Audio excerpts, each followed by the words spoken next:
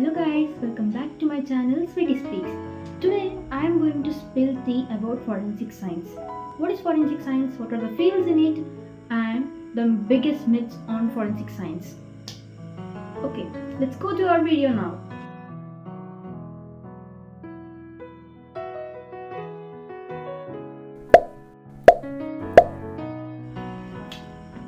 So, what is forensic science?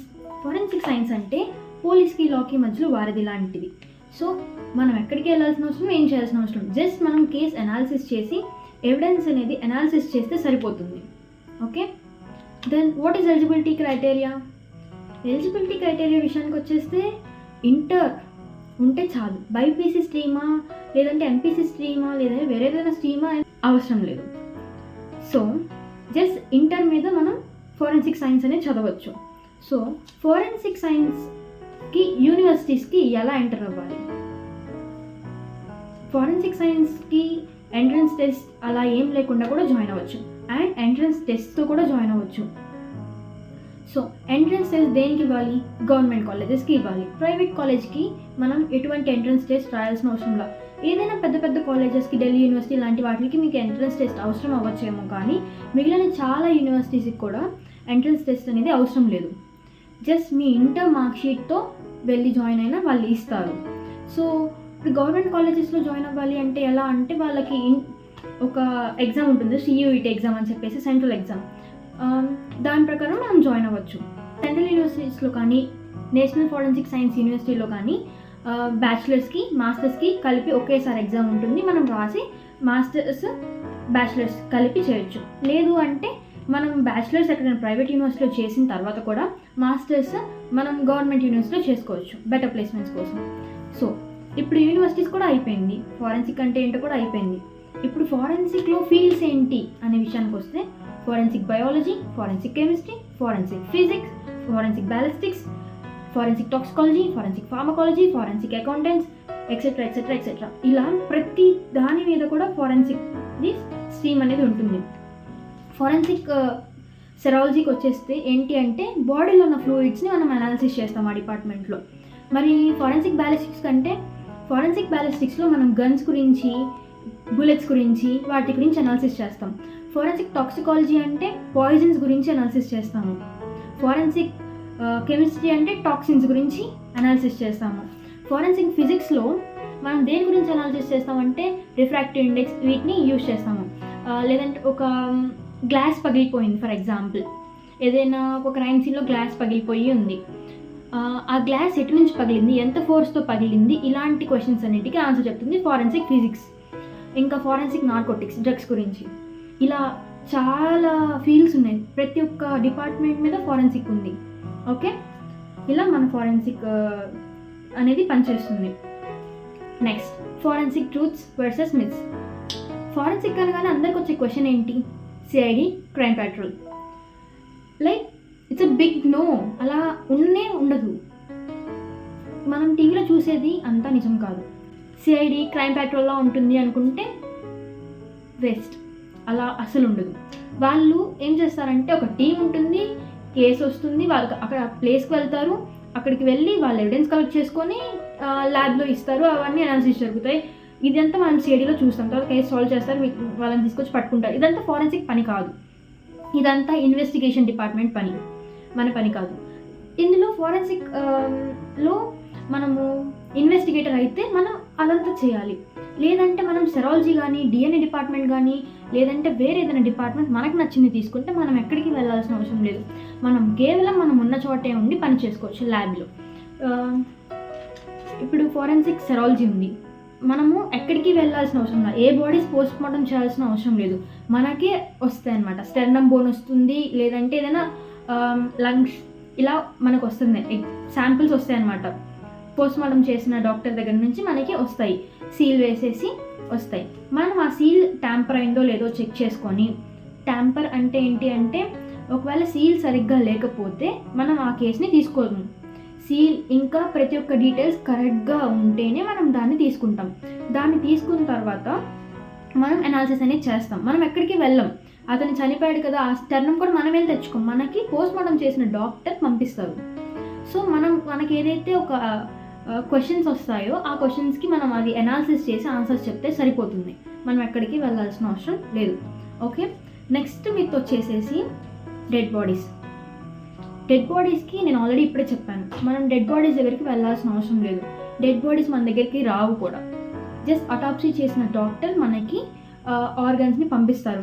In case toxicology డిపార్ట్మెంట్లో అయితే lungs, stomach, intestine etcetera అన్నీ వస్తాయి. సెరాలజీ డిపార్ట్మెంట్లో అయితే లంగ్స్, స్టెర్నమ్ బోన్ మాత్రమే ఎక్కువ వస్తుంది, మిగిలినవి రావు, చాలా తక్కువ. ఐ మీన్ కేసుని బట్టి ఉంటుంది. ఓకే, సో డెడ్ బాడీస్ మన దగ్గరికి రావు, మనం డెడ్ బాడీస్ దగ్గరికి వెళ్ళాల్సిన అవసరం లేదు. జస్ట్ ఆర్గాన్స్ వస్తాయి, అనాలిసిస్ చేసి మనం ఇవ్వాలి. Do we work on labs? Yes, we work on labs only. We work on labs, we don't need to go anywhere.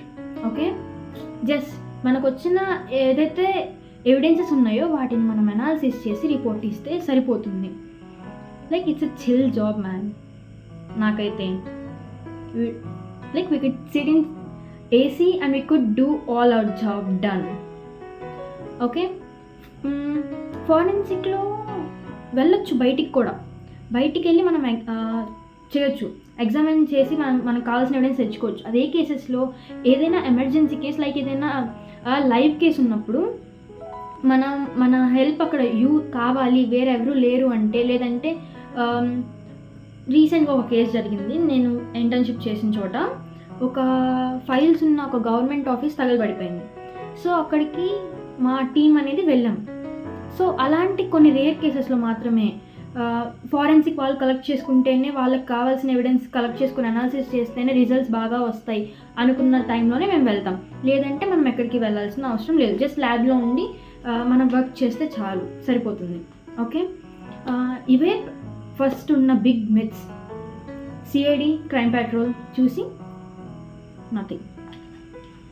So next, ఫారెన్సిక్లో ఫ్యూచర్ ఉండదు అని చాలామంది అనుకుంటున్నారు. బట్ ఫారెన్సిక్ చేసిన తర్వాత డిగ్రీ కానీ, మాస్టర్స్ కానీ, బ్యాచిలర్స్ చేసిన తర్వాత ఏం చేయాలి అంటే, గవర్నమెంట్ ఎగ్జామ్స్ ఉంటాయి. గవర్నమెంట్ ఎగ్జామ్స్ పోస్ట్ రిలీజ్ అయినప్పుడు మనం రాసుకుంటే సరిపోతుంది. And we can go in to other streams two. Forensic చేసిన తర్వాత మనము ఏదైనా స్ట్రీమ్లోకి వెళ్ళొచ్చు, మనకు నచ్చిన స్ట్రీమ్లోకి. ఎందుకంటే మన బ్యాచిలర్స్లో మనకు అన్ని స్ట్రీమ్స్ ఉంటాయి. Physics, chemistry, biotechnology, crime scene photography, crime scene investigation, ballistics, ఇలా అన్ని ఫీల్డ్స్ ఉంటాయి మనకి. సెరాలజీ, డిఎన్ఏ, నార్కోటిక్స్ అన్నీ ఉంటాయి. సో మనం బయట వేరే స్ట్రీమ్కి వెళ్ళాలన్నా కానీ వెళ్ళి మనం హ్యాపీగా జాబ్ చేసుకోవచ్చు, మనకి ఏదైనా ఆప్షన్ ఉంటే. అండ్ లేదు అంటే మీకు ఒక సింపుల్ వే చెప్తాను. మనం ఫారెన్సిక్ తర్వాత మనం జాబ్ ఎలాగా అంటే, మనకి గవర్నమెంట్ వాళ్ళు పోస్ట్ రిలీజ్ చేస్తారు, దానికి ఒక చిన్న ఎగ్జామ్ ఉంటుంది. మనం ఆ ఎగ్జామ్ రాసి క్వాలిఫై అయితే మనకి జాబ్ అనేది వస్తుంది. లేదంటే మనకి పోస్ట్ రిలీజ్ చేసిన దాకా మనకి ఓపిక లేదు అనుకుంటే మనం గ్రూప్స్ ఎగ్జామ్స్ రాసుకోవచ్చు. గ్రూప్ ఎగ్జామ్ రాసుకుంటే మనం మీరు ఒకవేళ గ్రూప్ 1లో క్వాలిఫై అయితే ఫారెన్సిక్ డిపార్ట్మెంట్లో డైరెక్ట్గా అసిస్టెంట్ డైరెక్టర్ పోస్ట్ వస్తుంది గ్రూప్ 1లో క్వాలిఫై అయితే. ఇన్ కేస్ గ్రూప్ 2లో క్వాలిఫై అయితే మనకి తగ్గ సైంటిఫిక్ ఆఫీసర్ పోస్ట్ ఇలాంటివి వస్తాయి. బట్ ఇక్కడ ఏంటంటే ఖాళీలు ఉండాలి. ఖాళీలు ఉంటే ఆబ్వియస్గా మన ఏరియాలో ఏదైతే ఖాళీ ఉందో అక్కడ గ్రూప్స్ రాసుకుంటే మనకి మన డిపార్ట్మెంట్లోనే వెంటనే పోస్టింగ్ ఇస్తారనమాట. చాలా చోట్ల actually less number of people ఉన్నారు జాబ్ చేయడానికి. నేను మొన్న ఇంటర్న్షిప్కి వెళ్ళిన చోట కూడా లైక్ మ్యాన్ పవర్ అనేది తక్కువ ఉంది, ఇంకా అవసరం అని చాలాసార్లు మా సైంటిఫిక్ ఆఫీసర్ కానీ, అసిస్టెంట్ సైంటిఫిక్ ఆఫీసర్ కానీ చెప్పారు, మ్యాన్ పవర్ కావాలి ఇంకా. బట్ పోస్ట్ అనేవి ఇంకా రిలీజ్ అవ్వడం లేదు. బికాజ్ చాలామందికి ఈ ఫీల్డ్ గురించి చాలా తక్కువ తెలుసు. ఇటు వస్తే ఎటు వెళ్ళాలి, ఏం చేయాలి అనేది ఎవరికి క్లారిటీ లేక ఇటు రావడం లేదు. వచ్చిన వాళ్ళు కూడా బ్యాచిలర్స్ తర్వాత వేరే స్ట్రీమ్స్ చూసుకొని వెళ్ళిపోవడం జరుగుతుంది. సో పోస్టింగ్స్ ఖాళీగా ఉన్నాయి, పోస్టింగ్స్ పడట్లేదు కూడా. ఇన్ కేస్ మనం గ్రూప్స్ రాసుకుంటే లైక్ ఐఏఎస్ పోస్ట్ మంది అనుకోండి, అప్పుడు మనకి అసిస్టెంట్ డైరెక్ట్గా పోస్ట్ వస్తుంది. నేను మొన్న నోటిఫికేషన్ కూడా చెక్ చేశాను, ఒడిశా పోస్టింగ్స్ పడ్డాయి. దానిలో చెక్ చేస్తే అసిస్టెంట్ డైరెక్టర్ పోస్ట్కి 12,000 దాకా ఉండొచ్చు. కాలేజ్ ఇక్కడ ఫోటో వేస్తున్నాను, చెక్ చేసుకోండి. And this is all about forensic science. ఇంకా చాలామందికి డౌట్లు ఉంటాయి అని నాకు తెలుసు. తెలుసు. సో నేను ఇంటర్న్షిప్ చేసిన చోట